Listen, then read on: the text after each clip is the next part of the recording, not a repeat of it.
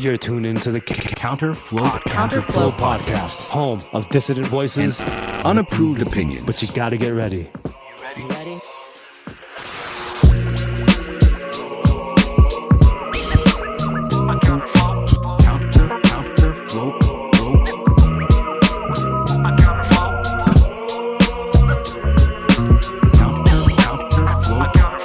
Now here's your host and humble narrator, Buck Johnson. Let's go.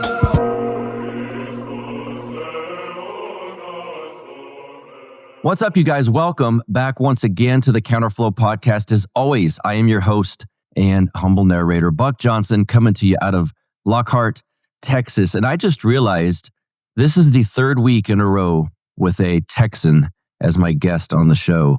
What a streak of luck in blessed Lent here.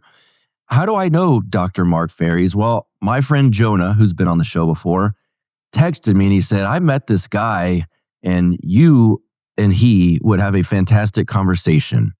And we are talking about the passions, health, behavior change theory. Why do we know what we should be doing and then don't do it? You know, I think St. Paul said something about that. We're going to get into this discussion. So for the first time on Counterflow, let's welcome him. Dr. Mark Faries, welcome to the show, sir. How are you? I'm good. How are you doing?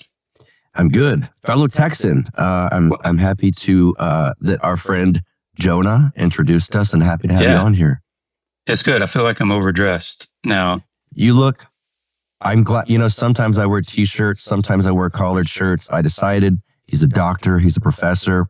I think a collared shirt is necessary. And now I see how nice you look and I'm like, whew, glad I didn't do the t-shirt. Good choice. Better to overdress. I tell folks around here, I'm trying to go with the dark academia look because I listen to those playlists on YouTube. And so we'll give it a go. But yeah, no, it's good to be here. Just down the road from each other. Yeah. And so I'll let you give the folks a bit of a brief summation of who you are and what would be pertinent for this episode, and we'll run from there. Okay, cool. Yeah, so I am a professor in a field called behavioral medicine, and we look at things, really behaviors that either increase or decrease risk of disability, disease, premature death, and then what is the physiology? So how does that work? And then subsequently the psychology. So I spend most of my time in behavior change theory. I like to tell people that I look at medication adherence when lifestyle is the medicine, if that makes sense. So why do some people change and some people not change? Why is change so difficult, particularly around, I mostly spend time with chronic disease prevention.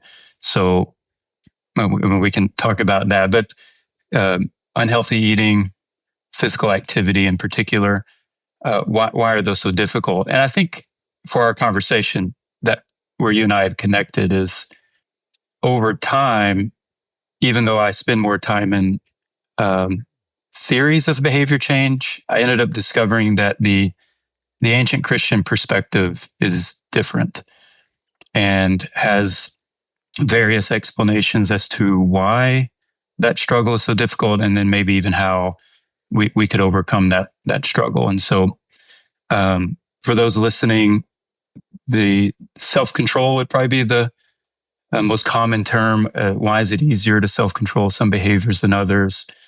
And another term we use is called self-regulation, which is the process of monitoring and changing our behavior to try to stay in line with some goal. And so that's it in a nutshell, where I spend the majority of my time. And you're Orthodox. We can't forget that.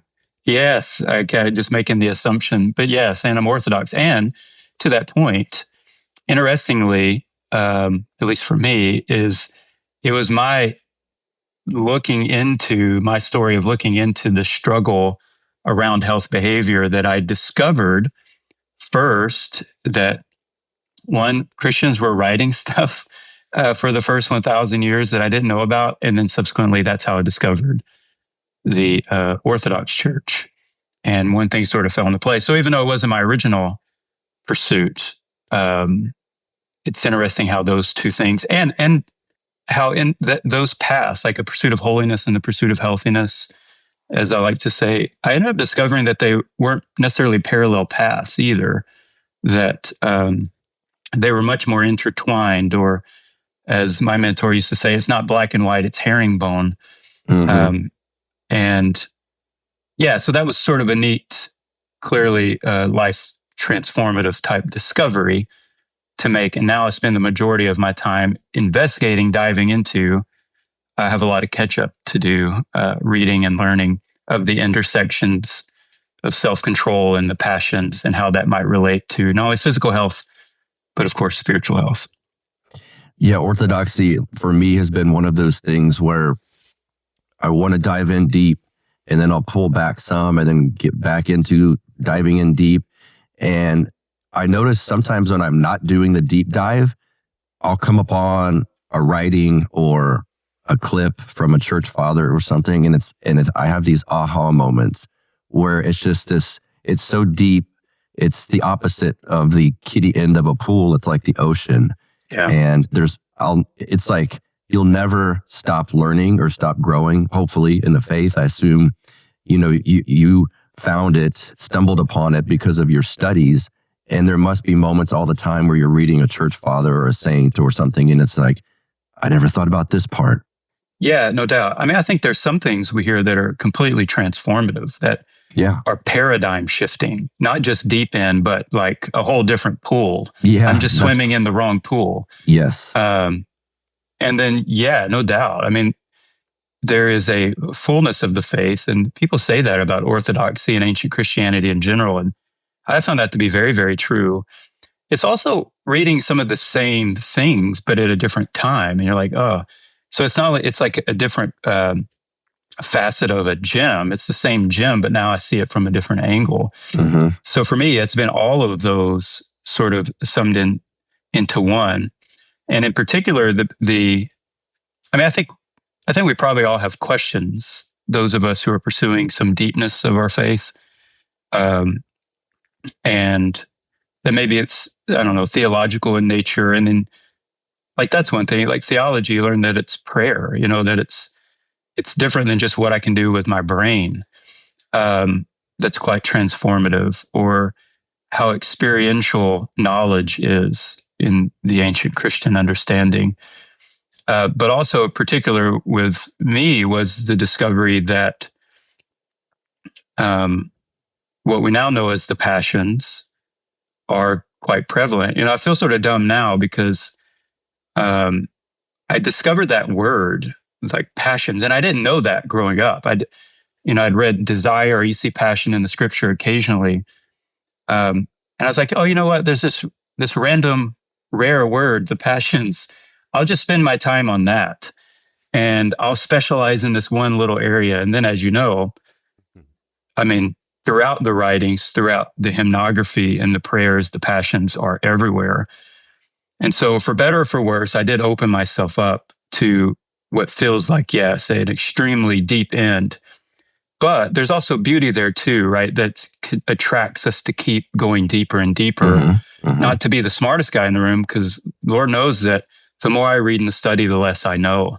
Yeah. And the less that I'm even hesitant to do things like this, because it's just so much. And, but at the same time, there's an attraction to these things, to this depth. And St. Maximus, the confessor, building off of St. Gregory, the theologian, and others before, talked a lot about how we came into being to be in motion to well-being, which would be largely defined as a life of virtue in the likeness of Christ, the perfect image of God. And so we have this natural draw.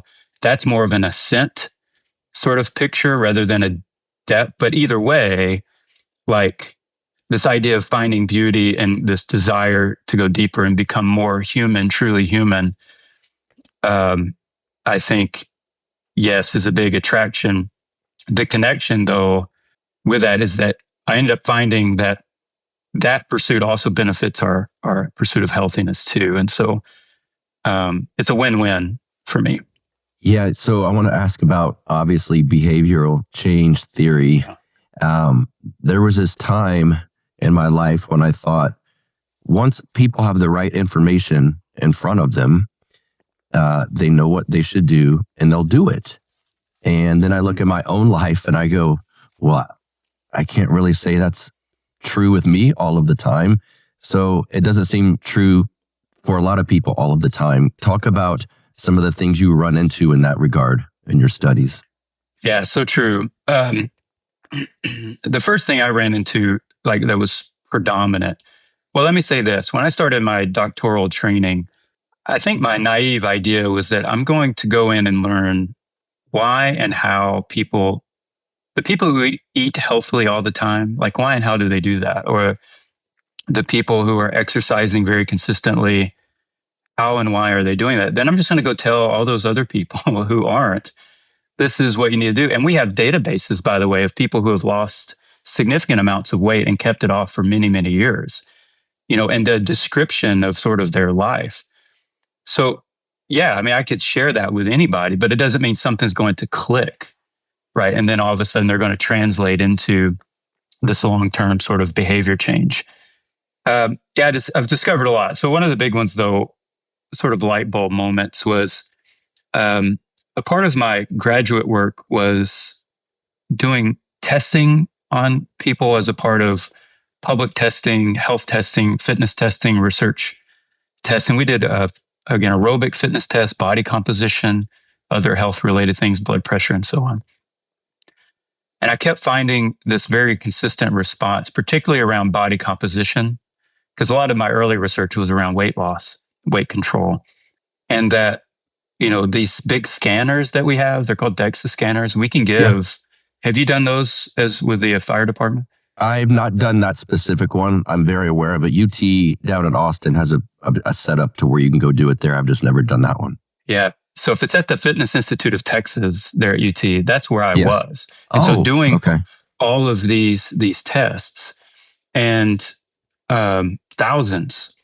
And I was just getting very consistent responses. Anyway, and how upset it made people. You tell somebody how much fat they have and their body composition. And again, there's some sense in my world that this is just benign data, right? I guess you just tell people this is how much you weigh, this is how tall you are, this is your heart rate. I've since learned that people will even read, like type 2 diabetics will look at their blood glucose responses and judge themselves as good or bad based on this data. So it's a highly reflective process.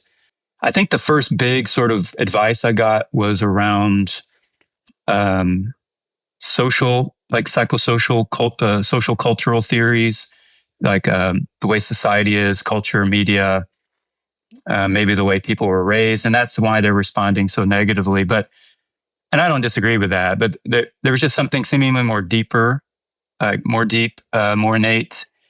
And I got some advice from my mentor at the time to go take a class in evolutionary psychology. And I just happened to, one of the leading evolutionary psychologists in the world just happened to be there. And so I went and took a doctoral seminar with him in his lab, and they were absolutely wonderful and they were extremely smart. And I was, the dumb guy from the other group coming in, but they really opened my eyes to how much people are actually talking about these things. Now, they may have a theory as to why those exist and whatever, that's fine. But there's something powerful about almost what's innate in us, desiring high fat, high sugar food, for example. They're like, yeah, no brainer. That's how we survived. And now we're having what they would say, let's say, a natural response to an unnatural environment. Or the fact that we store fat very efficiently and it's hard to get rid of. Well, they're like, yeah, that would have been a survival, that would have been high fitness. And so it really opened my perspective to start considering how powerful this was. And then in reading in the scriptures was a big eye opener for me at this time, which is common. A lot of people know it, but where St. Paul talks about, I have the desire to do what is right, but not the ability to carry it out. I could put this on a slide, like in a presentation, and say, all right, self-regulation, this process of monitoring and changing our behavior to stay in line with a goal. But there is failure, self-regulation failure, as we might call it. I could throw up that definition when we have the desire to do what is right, but not the ability to carry it out. And I could keep going. Nobody would question that because it is a very pertinent definition for my world and health behavior. It was just interesting that I was seeing it in the scriptures. And so the more I started looking into that, I started getting a sense, one, how strong and powerful like our desire for food is, our desire to conserve energy. And then in my academic side, it's how do we explain not only why, but how do we help people through that? And there's tons of theories, but we really don't know a lot. I did a review not too long ago. We published a review where I looked at the leading, what we call determinants, or the leading factors that predict behavior change maintenance in healthy eating, physical activity, and weight control. And largely the summary is we have no idea. The theories and factors that relate to behavior change in a short term aren't necessarily, if at all, related to long-term maintenance. And so I think that is a new frontier for us. But also things related more specifically like to self-control. A review just came out with appetite control, and the authors concluded, like, to date, like, we don't even hardly know how to define it or measure it, nor explain it. And so we're still trying to learn and figure this out. But in contrast to, again, this scriptural and then subsequently through the church fathers and the ascetics, it's much more, no, this is what it is and this is how you fix it. Like, it's much more clear cut relative to the academic world that I'm in. What is, I want to talk about something you've written about called the behavior gap and what that sort of is. I mean, that's kind of what we're leading up to here. What is the behavioral gap and what sort of explains that? Yeah, so it's often described as either the behavior gap or the intention behavior gap. And the idea is that a small percentage of people who intend to change actually change. And so with healthy eating and physical activity, you're talking 30, 40% of people. And so when I was originally looped into all this world, it was healthcare providers that were prescribing, hey, Mrs. Jones, you're pre-diabetic. You don't have to become diabetic. You just need to eat a little healthier and get a little more physical activity. And she's like, okay, doc, I'm going to do it. Comes back in and didn't do it. And they just see this repeat thing. So many people say, yes, I'm going to intend to change. But, maybe as you started earlier, like, we can look at ourselves and say, I intend to do that all the time and don't follow through. So that's the intention behavior gap. That intention is not a great predictor of behavior. And I know that sounds weird because we just assume that maybe it might be the best predictor. Sometimes it's not a predictor at all in the research, which is crazy.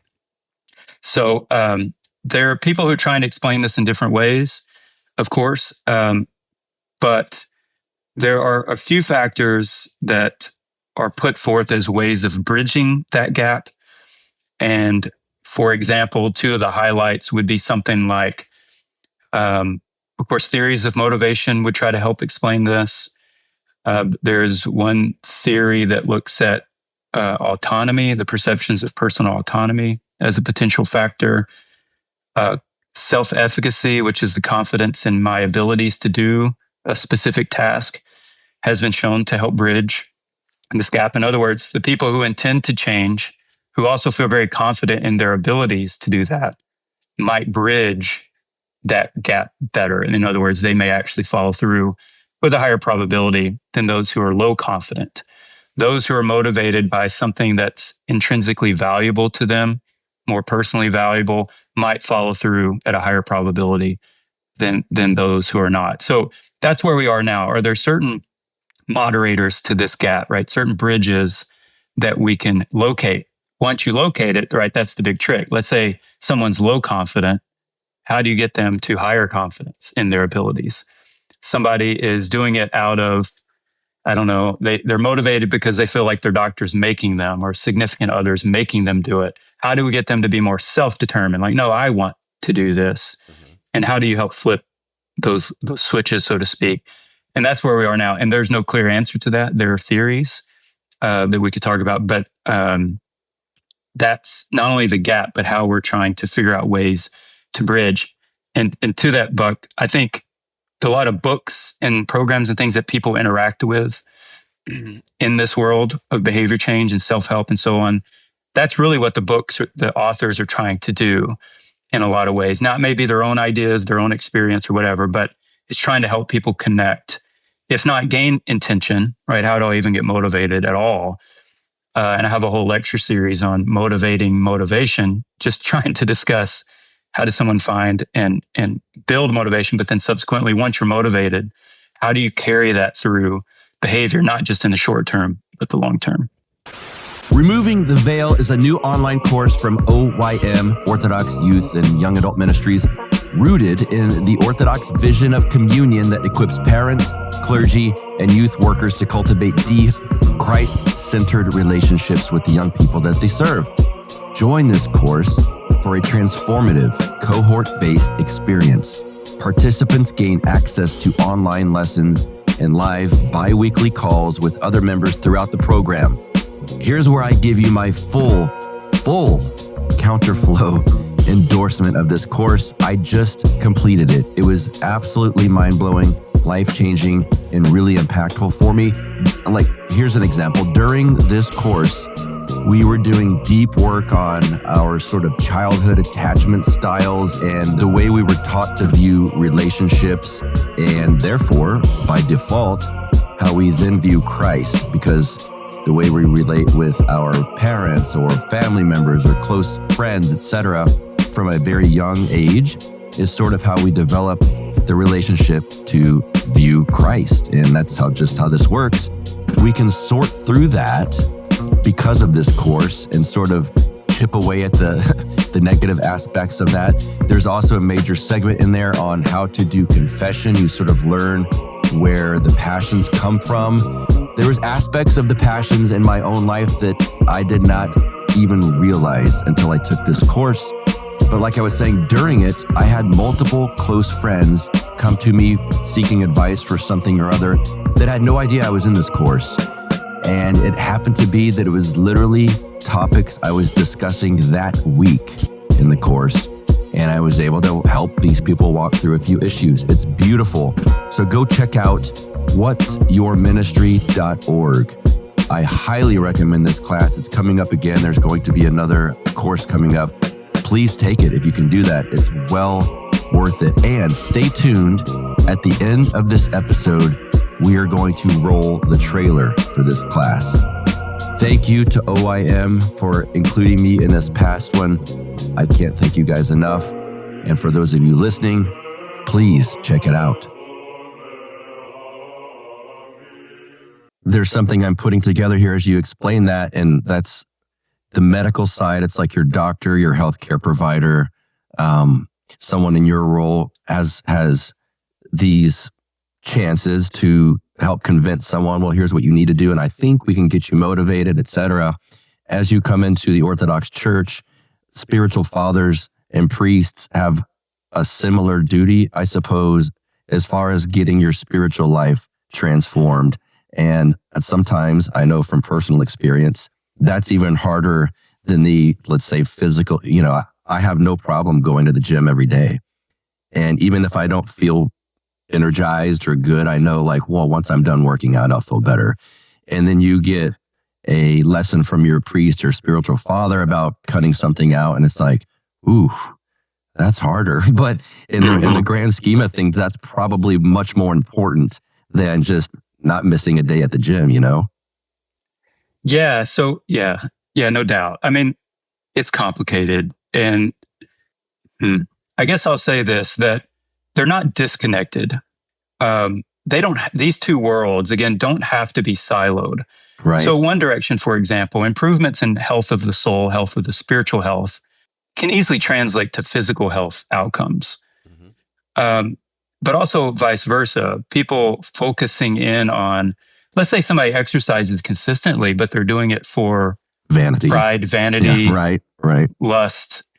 Well, that's not necessarily good for their spiritual health either. And so these don't have to be in opposition to each other, but are. And I think the big sort of theme would be that we read in the scriptures, and this is, by the way, focused on in all seriousness from what I've seen, is this idea that the flesh is in opposition to the spirit, that walking in the flesh is opposed to walking in the spirit. No like gray area, lukewarm.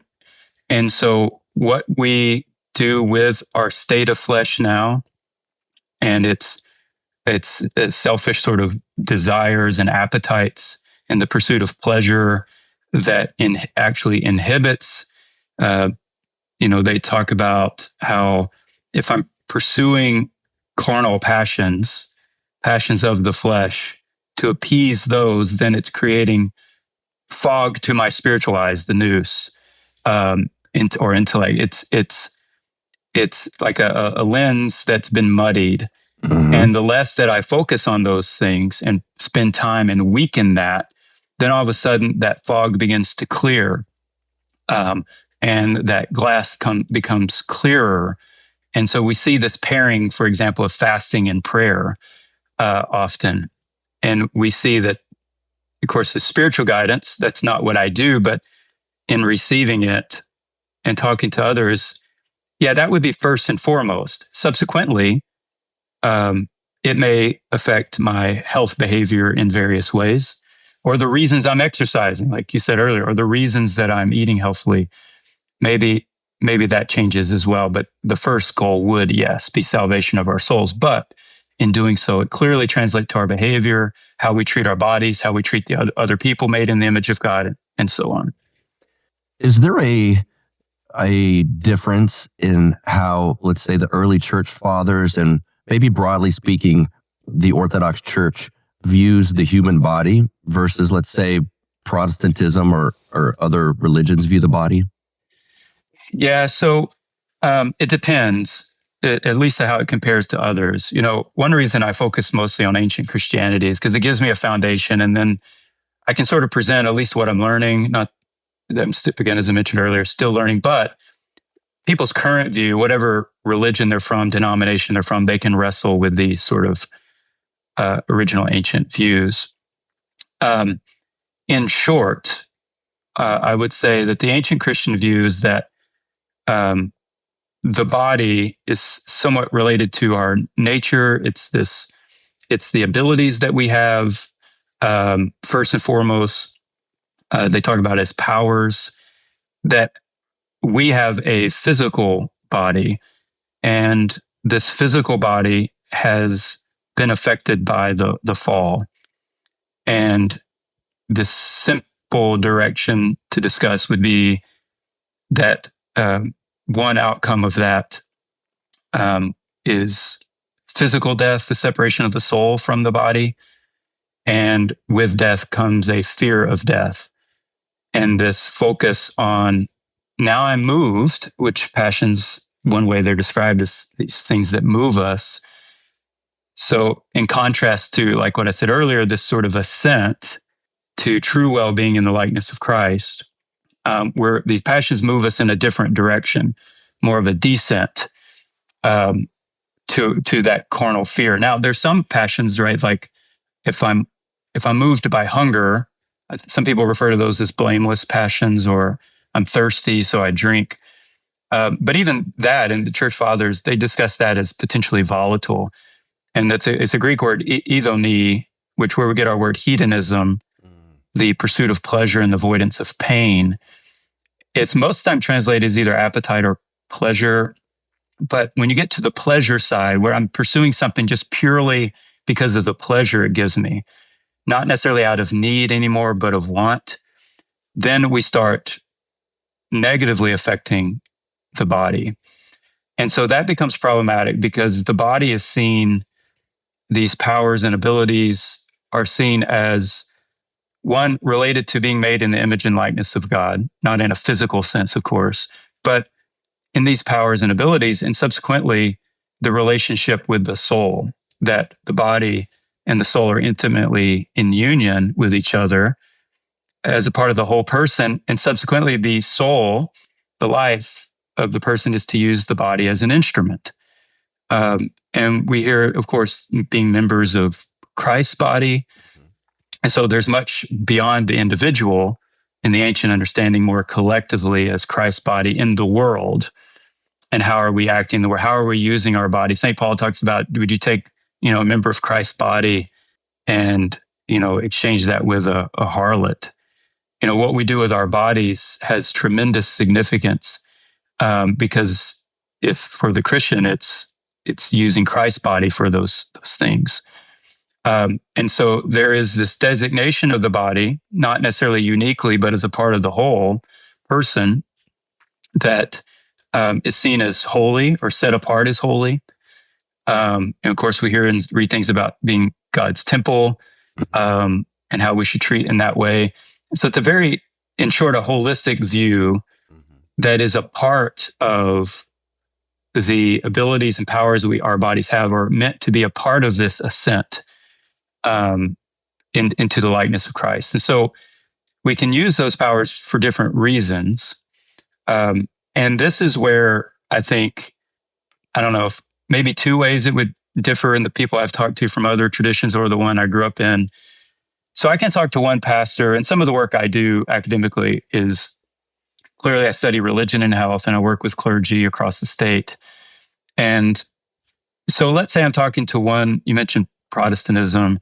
Let's say I talk to one clergy and he's hardcore Calvinist, who believes that the body is a prison house of the soul, as Plato said.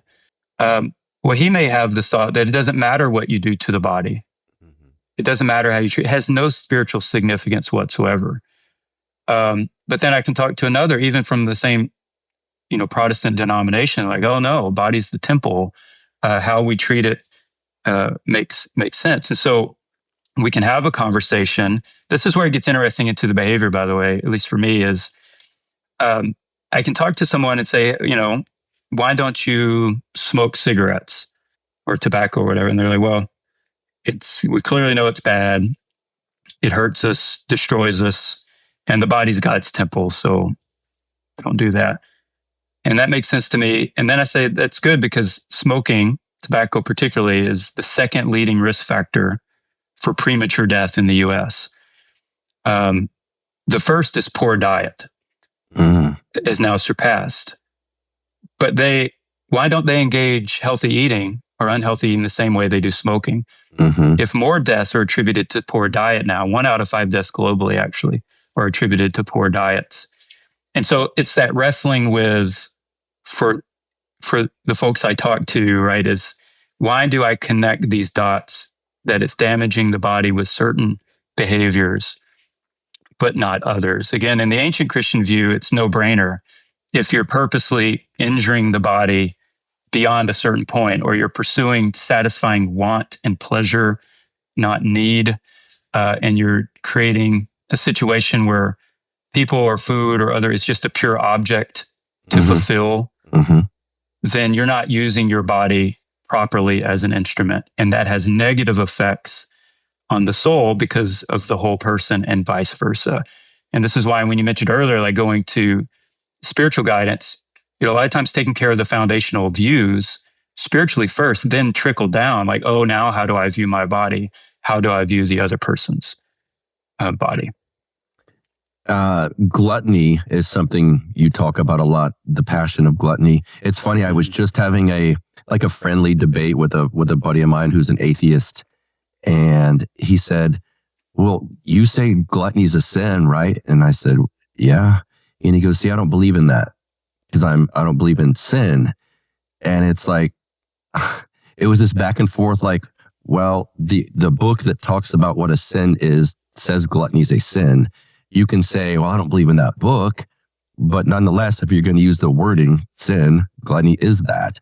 And it is one that we sort of overlook, I think, because in our culture, although it's extremely popular, it's easier to attack like lust. And sometimes that's more on the forefront of the mind than realizing maybe even what gluttony is sometimes. And certainly pride and vanity are everywhere. It's ubiquitous. But I think gluttony is too, and it seems to get overlooked. And there was even a mention of the seed of the passions from the fathers is the belly. So can you talk about your work on gluttony and everything that leads to negatively, and then improving on it and sort of curtailing that passion can do? Yeah. So you're right. It's easy to ruin a conversation by bringing up gluttony. I know I've learned that. Especially when our culture is quite gluttonous, to be honest. And a lot of our health issues, whether you frame it as the sin of gluttony or you just describe overeating of unhealthy food, eating beyond need, or whatever it might be, again, might be describing the same behaviors, but then the subsequent implications of that. So if somebody doesn't view that as sin, okay, but those who do, I think what it does is, one, it gives us some understanding of the meaningfulness of it, whether I should care about it or not. Because if I care about it in a certain way and I want to rid myself of that, for example, if I see that as a carnal passion, a sin, or whatever it might be, I'm going to have to engage my behavior. I'm going to have to engage culture. I'm going to have to engage the fact that I can, in a lot of places, get whatever food I want real cheap that's not so great for me.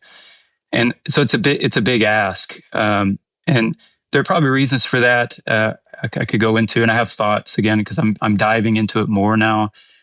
But I will say that, yes, gluttony has always been, you mentioned it being called the seat of the passions. That's very true. The first among, when, for example, the 8 principal faults are talked about and related to, in the Old Testament, the giant clans, and that there's 7 giant clans, and how the first among them, that's only 7, but there's 8 principal faults or vices, and they're like, where's the 8th? And they're like, well, that's Egypt. And then you think about Israel and craving the flesh pots and going back, and how it's all around food. And so even though the scriptures don't necessarily use the words for gluttony that we use today, they do. Paul talks about lazy gluttons or slow bellies. It is built around the stomach and the belly most often. And the way I've been summarizing it is that gluttony is probably most commonly talked about moving us beyond need. So in a simple way, am I eating out of need or am I eating out of want? Am I eating to provide my body with what it needs, again, in this case, to survive, to be healthy? Or am I eating beyond that for pleasure seeking? And even in the situation where it may affect my health. And so that's one way they frame it, is simply beyond need. Secondly, it would move us beyond health. And as you said, we already know that. Dietary risks are the leading risk for premature death in the US. 1 out of 5 deaths globally, as I said. The majority of diseases are the causes of death in the US. 8 of the top 10 are chronic diseases. And the vast majority of those, 80+%, are preventable. So they need not exist. And diet is humongous primary contributor to this problem. And so that's the physical health side. But as you mentioned earlier, giving yourself over to the passions, any of them, but particularly the seat of the passions, to fulfill want and desire, even to the damage of myself physically, or in this case, spiritual health, like that becomes extremely problematic. And so if you have a lens toward an ascent to the likeness of Christ and spiritual health and wellness, then it's very clear you have to engage gluttony at some point. And third is moving us beyond control. This is me talking, my opinion, but in my work, talking to people in behavior change, and myself. So I'll just talk about myself. It's like this idea that I eat that or that much out of choice. So again, beyond need, overeating. Yeah, I overeat. But it's not only about quantity of food, it's about the quality of the food as well. And this is very common, even in the ascetic tradition, is not only talking about quantity of food, but the quality. both can be moving us beyond need, not just amount, but what we're choosing. And subsequently, eating beyond need ends up, we may frame that as, oh, I'm eating out of choice. Like, yeah, I choose to eat that. And so I think I've been using to test this. And if you don't mind, Buck, I'll try it on you live. You ready? Let's do it. All right. Okay. So think about a food. You don't have to say what it is. A food or a drink that you know that you overconsume and it's having detrimental effects on you. Mm-hmm. Okay. If you don't have one, that's fine. Just pretend. No, I do. I'm just for your audience that you have one. People that know me very well are laughing or saying the things out loud at the TV right now. Yeah, they can comment below. But so I have people engage that. Like, okay, think of just one thing. There may be many, Buck, I know, but just think of the one. And even maybe a doctor said you need to cut back on that, which I hear often, right? Mm-hmm. And these would be things that we say, no, I eat that out of choice. I drink that out of choice. And so I'd say, okay, well, give that up forever. If it's choice, then just give it up. Could you at least give it up in moderation where you're not damaging yourself, hurting yourself, hurting others, hurting your finances, hurting your marriage, could you at least give it up? Well, if that's a struggle at a minimal, I hear a lot of, there's no way that would happen. Well, then is that really choice? Right. Or is it lack of control? And so passions comes from the Greek word pathos, which is not only moves us, but it's like a suffering that happens to us. And so, some people talk about it as our modern word pathology. Yeah, right. A disease, right? An illness, and how that happens to us. But at the same time, there's things we can do to bring about those diseases, that pathology. And it not only moves us, but passions make us passive, and it begins to take our will away. And we start behaving in order to fulfill that passion, not because we're in control, but because we've been enslaved. Yes. And real quick, just a quick interruption. Yeah, go ahead. For the atheists in my life who are like, man, the church is so strict, or now you have to do what these people tell you to do. And it's like, there's this like default misunderstanding that like when you are free to do whatever you want, you're actually not. You're a slave to what makes you feel good. And it's like, as long as I don't do anything that hurts other people, I can sit and watch porn and smoke weed and drink beer and eat chips and not exercise. That doesn't hurt me, that sort of thing. And it's like, no, you're actually a slave now because you think you can do whatever you want. Sorry, just a rant, but good. No, that's perfect. And again, you started this talking about the depths of this stuff, and how things start clicking for us, and we're like, oh my gosh, like this is definitely one of those areas because just that simple question of, am I doing it out of choice or lack of control? But even St. Paul talks about how the Corinthians were saying, hey, we're at liberty, right? We're free to do whatever. He's like, no, some things enslave you, right? Some things don't edify you. Like some things actually hurt you. Some things don't build you up. And so St. John Chrysostom, when he comments on that, he speaks to like Paul saying, look, you are at liberty, so remain at liberty. True freedom. Don't give yourself over to those things. And that is one of those paradigm shifting things, is looking at the ancient Christian view of what even freedom is, and freedom from the passions, not freedom, as I've heard it said, we're not given freedom through Christ, the incarnation, his life, death, resurrection. Freedom, we've been given freedom from the flesh, not for the flesh. And these very simple things of, am I eating, just using that as an example, out of need or out of want? Am I eating out of choice or lack of control? And am I eating because I'm free from the flesh, or because I'm actually, like you said, I'm actually, not free at all, but actually enslaved to those things? And these are all, I think, in my work, like good tests, like good questions for us to ask and wrestle with. Because at some point, right, that's going to get you to, well, what's the solution to these things? And I think those are very profitable questions for people to engage, even though we do, it kind of stinks. You have to engage looking how you're not doing so well or you're not matching up. And there's areas of improvement. But again, we've been given, the Christian view is that through Christ, we've been given freedom from all this. And this is why St. Paul says, don't re-enslave yourself back to it. But then are you given the tools and the aids and the help, the sacraments, the mysteries, and things to help you achieve that ascent? And one other thing, you mentioned sin earlier. I was actually reading this morning some St. Maximus, and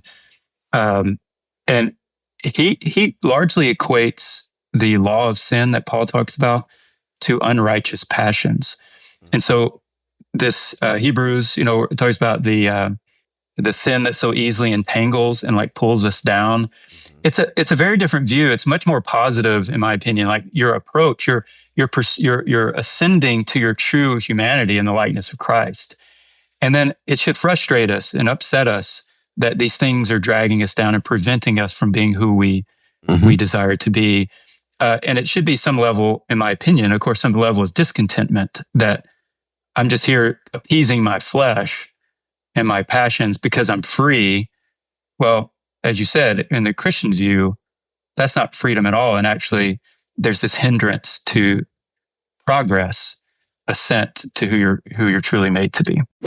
As you guys know, the team at Podsworth Media has worked with me for a long time producing this show. A big part of that over the past couple of years has been them using their Podsworth app to make the audio sound clean, level, professional, even when the raw recordings were super sketchy, which mine can be sometimes. In fact, this one that you're listening to right now is super sketchy. I took this microphone sock off here just to show you how crappy it will sound.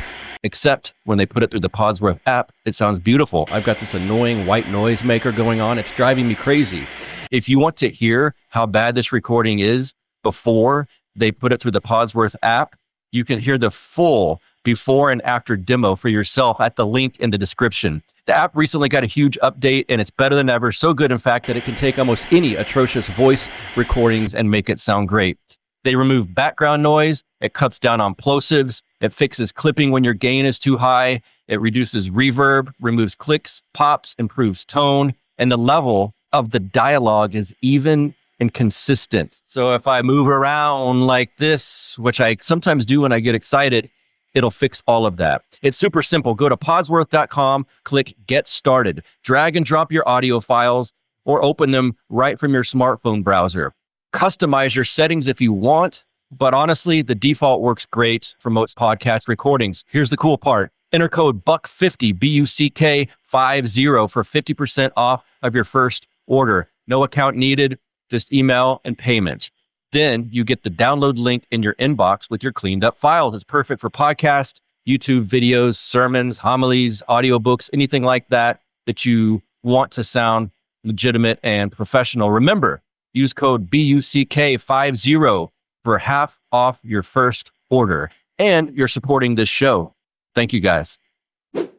Right. Yeah. I mean, I think it's no coincidence that we focus on the ladder of divine ascent during Lent when we're supposed to shed some of these things. And naturally, maybe because you are shedding them, you start getting that pull of the demons, like you can picture in the icon. Like, come on, you're going up. I'm trying to pull you back down. And since we are in Great Lent right now, I wanted to ask you about fasting and the foods during the fast. Contrast that with fast food, which, because I joke now when I'm eating shrimp and lentils, like, hey, this is my fast food. But there is the urge sometimes, like, I want fish. Ooh, McDonald's has that fish sandwich or something like that. And can you compare and contrast fast food with fasting food? Yes. I will say that people ask these questions. People struggle with this. And again, I hear that. My big caveat is that I'm not your spiritual guide. Clearly, fasting, there are general prescriptions that are given clearly by the church. But also people have very individualized fasting rules. And so the way I hear it, just with those caveats, is, I'm fasting from red wine, so I'll drink white wine, whiskey, beer, but I'm not drinking red wine, or, fasting from, dairy, but I eat vegan cheese or vegan butter and not olive oil, but I'll just use canola oil. Like, right. I know people wrestle with those questions clearly, and those are common. What I can say, at least in general, from what I've read and learned, is that, and still learning, is that fasting is very often prescribed to counter the carnal passions, so that that spiritual lens, the eyes that we have, can become more clear. And so it's very consistent, again, that fasting is prescribed. So, for example, if the passions move me, let's say, beyond health, spiritual health, well, clearly minimizing the strength that the passions have by not serving them, by taking away these things that move us beyond quantity and quality into realms of just eating out of pure pleasure, we start choking that out. Mm-hmm. Because that's opposed to the spiritual lens. Then all of a sudden we start, and then you combine that, as I said earlier, with prayer, and you get some progress, transformation. But also the other goal of that would be very consistently of regaining control. So that would be maybe some other questions for people to wrestle with and bring to their spiritual father or mother, is this idea of, am I eating out of need or want, as I mentioned earlier, but also from what I'm fasting in my fasting rule, is it, I don't know how to say, is it helping me regain control over the passions? And to your example of, oh, I'm fish and I'm going to go eat that sandwich from wherever, is that like dampening my fleshly passions and pleasure, or is it just enticing it? Is not doing that, but doing this, is that really helping me regain control over those things? I talk to people all the time, and we all have our own struggles during Lent. 40 days, if you can't give it up for 40 days, that should be some sign that, back to we said, the whole control choice thing. And so there is this purposeful process and benefit and as a mystery, as a sacrament of fasting to help regain control. And so that's probably what I would get people to think about and talk to people about, is how is it helping them, if it is at all, regaining control? And then how could individualized fasting rules and guidance help that person regain, to where they're not moved by them, the strength, the power that the flesh has over us is weakened, these passions have, and subsequently give us that window, that opportunity to regain. I will say also, it's very clear that after the fasting period, and you mentioned the ladder of divine ascent, step 14 is gluttony. And St. John there talks about how he even gives some of the monks a hard time that are like, they can't wait till Pascha, and then they're just going to go load up and be gluttonous. Yes, He's like, right. You're missing the whole point. Pascha, Passover, Easter is about freedom from Egypt, freedom from gluttony, freedom from the passions. Don't go and like the Israelites and just go give yourself right back to that which you've been freed. So after these fasting, whether it be weekly throughout the year or these feasts, which culminates in our view in the Eucharist, is like, how do we then help that transform us and then engage fasting at a different level, with a different level of control, a different level of perspective, and then again, engage it again and deeper and deeper and deeper throughout that. One other comment I guess I'll say that I hear a lot is the choices that people make might be cultural. So why we choose certain things, or access, or I hear a lot like, oh no, I'm going to lose muscle. Like, Yes. I'm not going to. Guilty. And yeah, well, some of the guys, they're not even that muscular anyway, if I'm honest. And I'm like, yeah, don't worry about it. But those are like concerns other people have too, that are personal. There are people on medications. There are people with chronic conditions. There are people who have disordered eating. And it's a very, again, individualized, personalized process of fasting that's going to benefit them spiritually, first and foremost, the most. And so I think my opinion, engaging fasting in that more of individualized way with guidance can be extremely beneficial. I don't know if that answered your question, Buck, or No, that was good. That was good. I Okay. love the individualized prescription nature within the church too, because outsiders see like, oh, it's Lent, you're fasting. And there's this sort of default thought they have of like that we're just one size fits all and oh, everyone has to fast. And does that mean you're not going to heaven? You know, you get silly questions like that. But I also have heard it said by men much wiser than me that we as Orthodox Christians, it's harder to be moving in the direction of a saint than it was in the early days of the church, because we're inundated with, it's very easy if you're gluttonous to go fulfill that right now. If you have lust or into porn, all of these things are really, really easy to fulfill. And whereas maybe a long time ago, you have to go hunt down the meat that you're supposed to be fasting from. Well, it's easy to just to go, well, I'll just fast then. But it feels to me, and this is not it sounds like a softball, but I have not taken deep dives into the health food industry. But it does seem like modern food is almost engineered to prohibit self-control, if you will. Yeah, no doubt. I mean, you're going to sell more. And by the way, you just bringing up chips and some fish sandwich is going to cue people like, oh, I haven't had that fish sandwich. And, yes. Or you know Sorry, what I mean? guys. Yes. So good job, Buck. But it's so easy to cue behavior. And you can engineer from advertising to food to the way, again, the chemical structure of the food. We also know that high fat, high sugar foods tend to induce more of that.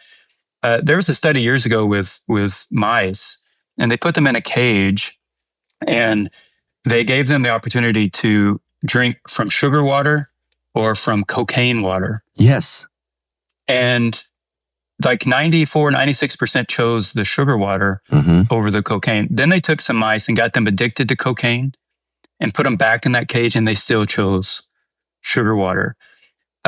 We have studies in those who are classified as clinically obese when they see food images or smells, but just the image itself can cue parts of the brain that would be cued like with somebody addicted to drugs. So there's this powerful response of the flesh to these things as we started this conversation. And so if I can engineer it to then have people want that more, and this is food, but it could be apps, it could be television shows. You know, I'm sure somebody somewhere in the world has ended a show and like, well, now I got to watch the next episode, and then and then the next one. So yeah, and we can, like you said, we can readily get it, right? So one thing I ask people is, how easy is it for you to eat unhealthily in your house? And they'll be like, well, it's pretty easy to eat unhealthily. I was like, well, unless you just have crazy self-control, then why are you doing that to yourself? Right. Right. You open the pantry with all intent to eat healthily, but then, you know, if you open the pantry to Willy Wonka's chocolate factory or whatever, and you're like, oh, and then that cue, right? We call this goal conflict in my world. So I had a goal, but now I got a conflict because that looks better or this looks better. I was going to eat this, and then brought off that fish sandwich thing. And now so this whole wrestling. So not only is it designed, the food itself can be, the advertising can be, the ads, the exposure, not only through what we consume through media, but also driving down the road. And then it can be easily accessible. It can taste good, and it can be cheap. And so you're just like hitting all of these things that in my world are triggering what's called intrinsic motivation. And so we want to pursue things that give us pleasure, our flesh pleasure. And so if you start checking all those boxes around food, then yeah, it makes complete sense why I would crave that, why my body would want that, and my flesh would want that. Now, to your point earlier of, you have the people pursuing an ascetic life, the spiritual struggle, the spiritual exercise. against the passions and sin and so on, it would kind of make sense, right? I'm just leaving this. I need to escape this where I can truly struggle in a different way, in a different level. But there's also, I've read many saints who give personalized advice around fasting, for example, and talk about, well, for example, I read things like, well, maybe instead of fasting from everything, like a total fast and just eat within moderation. And that's going to be harder for you than just not eating at all. Or I've seen people talk about, if I think this is St. Paisios, but he talks about how, and somebody can double check me on this, but how fasting should make you more like a lamb. And if it makes you more like a beast, then you're not ready. Or you're doing it out of egoism. And it reveals a lot about us that the process of fasting, of regaining self-control over the appetites, but then being exposed can make that much, much more difficult. And so where you can control, a lot of the saints talk about in the ascetics, making where you are paradise. So St. Basil even talks about as much as is humanly possible to return to paradise before the fall. Fasting allows us to do that. What we choose to eat, for example, how we treat creation, give to others, and so on. So that's an opportunity. How do I make paradise where I'm at? How do I engage that where I'm at in my home with my family? And what limits do I draw? And again, I think those are reasonable discussions for people to have with clergy. Also, so much of this is dependence on how do I say it? There's this natural desire to be like dependent on ourselves to do all this. Oh, like, yeah. you know what? I'm just going to self-control. I'm just going to do it. I can tell you, the research supports nothing like that. Like the idea that people do it and I'm just going to do it. I'm going to eat better. With all these environmental constraints. So if I might culminate this sort of part to say that the word for self-control in gratia in Greek, it's also translated as continence. What's the last fruit of the Spirit that's listed? Self-control. So that's sort of a beautiful thing that, yes, we might be in different situations and we're trying to control as much as we can and create barriers and rules. But we know the rules itself don't fix things. We're taught that. But we do know that we're trying to return to paradise, create paradise where we are. And that's, some people have to drive by or have difficult work environments, different personal, like I want to eat healthier, but my wife doesn't, my husband doesn't. Like there's this whole thing that people wrestle with. Yet there's this beautiful thing that self-control is a fruit of the Spirit. And so the same thing that we'd be engaging, walking in the Spirit, that would be transforming us, that is participating in the freedom that Christ has already given us, in the Spirit that we've already been given, also is going to produce the quote unquote self-control. And that word, by the way, is often translated not only as continence, but like dominion within. And it's sort of weird calling it self-control because, again, even that word self, right? It's like, I'm going to get this control myself. But it's this cooperation, this synergy with God and God's activity in the world, grace, that allows us to participate in God, produce the fruit of the Spirit, self-control, and then that transforms us. And then we do that more and more and more. But we're not alone in that, but we're also not alone in that from the Orthodox view, if I can speak more generally, we're given these mysteries, these sacraments along the way, from, as we've been talking, fasting and prayer, but also in Lent, we're doing a lot with almsgiving, getting away from self and focusing on others. Yes. There's tons, but people read the prayers around the Eucharist.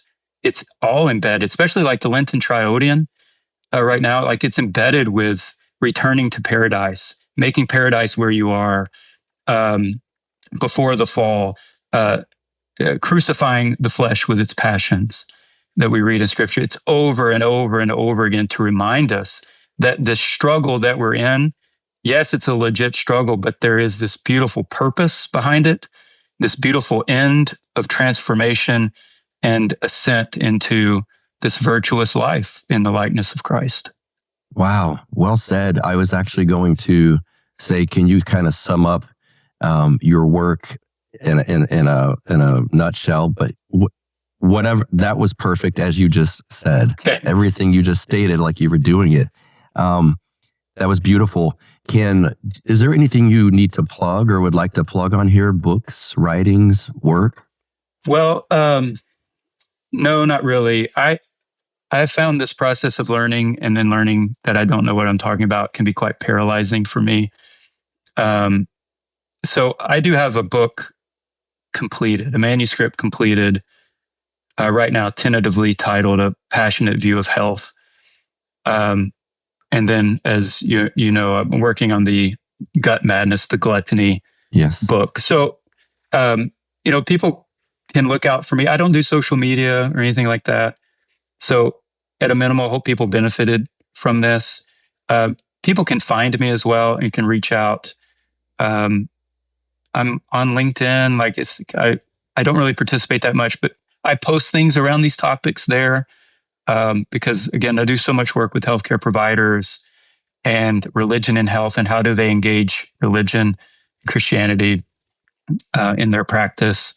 And so that's probably the best way to kind of engage or follow. But at this time, nothing to plug. Most of the stuff I publish is out in the academic world. Gotcha. And I know is not readily available, but that would be the other place, is the stuff that I'm putting together on this. Mainly has more academic outputs. Unless you're in College Station, Texas, I just doxed myself. But if you want to come and get some coffee or whatever, we can talk about these things. Yeah, and leave them with the.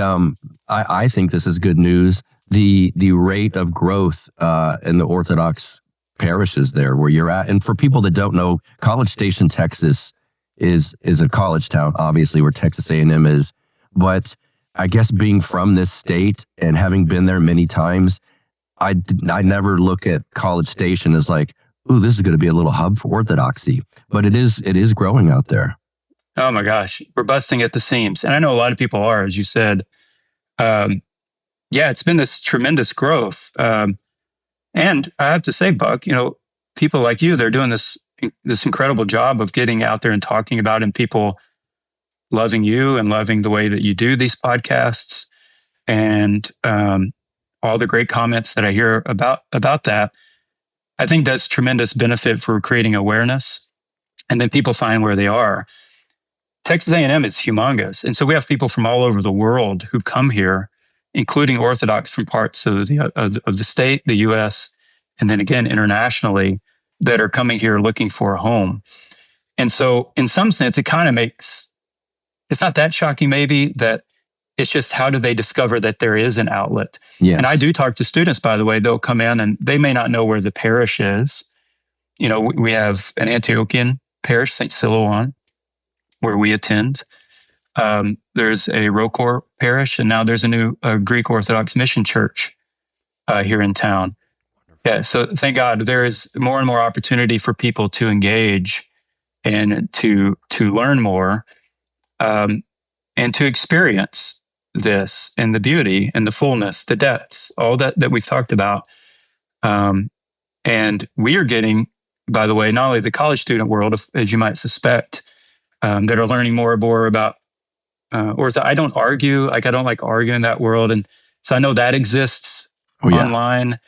And so coming and wanting, or they're becoming disenchanted, which is kind of part of my story too, with maybe whatever their religious upbringing was, or atheism, or their non-religious background. But also just this idea of when they hear that Orthodoxy could be fulfilling things that have been missing for whatever that is, and want to just explore and experience. It is really nice to have the availability. And I know not everybody has that luxury, but we're getting a ton of young families too. Nice. Yeah. Which is great. And the kiddos, and it's just growth all around. And yeah, it's a testament again to you and others who are doing such a good job of getting the positive word out there. Glory to God. Dr. Mark Faries, thank you so much for being here, sir, on Counterflow. You're welcome. Thanks for having me, Buck. Dr. Mark, thank you so much again, sir, for being here. As for you guys, we got the Substack going strong, buckjohnson.substack.com. Telegram group, of course, you can join if you'd like to do that sort of thing. Follow me on X at BuckRebel, BuckRebel. Subscribe to the YouTube page or leave us a review, comments. All of those things help us get out there in the algorithms, as they say. So thank you for being here once again. You guys have a good one. See ya.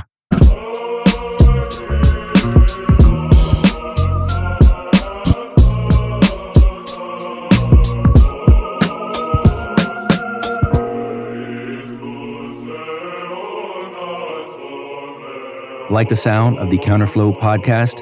Our audio production is provided by Podsworth Media. Check them out at podsworth.com. This has been a Dissident Media production. DissidentMedia.net. I'm only in the church today because of people who loved me and who had a transformative impact on my life. I'm guessing you're here for that same reason, because you also had people who loved you into being. Today's young people are experiencing unprecedented isolation and spiritual emptiness. But here's what makes this challenging. Many of the adults in their lives struggle with their own patterns of broken communion. Most ministry courses offer curricula or a nuts and bolts type strategy for how to engage young people at the parish level. This is what makes this course different from other ministry courses that you've taken. It's less about programming and more about connection. Programs don't transform people. Only transformed people transform people.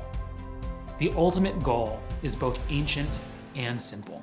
We want to help you experience such deep communion with God that young people are drawn to Him through your own transformed life. We must come home.